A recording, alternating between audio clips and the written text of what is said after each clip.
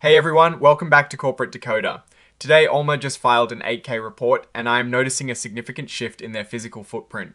Quick note, this is not financial advice, just my take on public filings for educational purposes. The company is signing a big new lease which signals serious expansion plans for their headquarters. Alright, let's dive into this 8K filing from Olema Pharmaceuticals Incorporated, or OLMA as you know them. This report details a material definitive agreement, which in simpler terms means they've signed a really important contract. What is this contract? A new lease for their corporate headquarters. So on April 27th of 2026, Olema Pharmaceuticals entered into this lease agreement.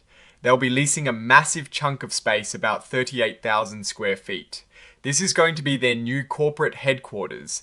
They plan to move in by December of 2026. This is a big deal because their current leases in San Francisco are expiring around the same time between December 2026 and January 2027. So this new lease essentially secures their future office and lab space. Now let's talk terms. The initial lease is for 7 years. That gives them a good long runway to establish their new headquarters. But there is an option to get out early. If they decide to terminate after 60 months, they can pay a fee of just over $1.7 million.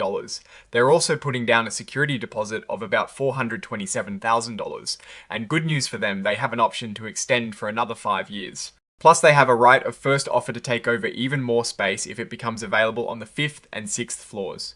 This shows they might be planning even more growth beyond this initial space. Let us look at the numbers on the rent. For the first phase of the space on the 4th floor, the total base rent over the initial 7 years after any rent abatements is about $12.3 million.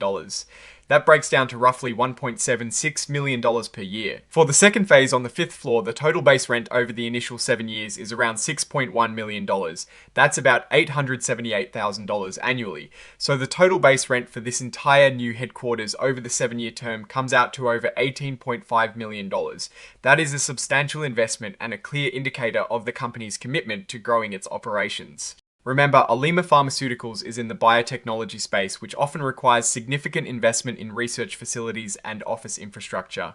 This lease suggests they are confident in their long-term prospects and are building out the necessary foundation for that future. This lease agreement represents a direct financial obligation for Olema Pharmaceuticals.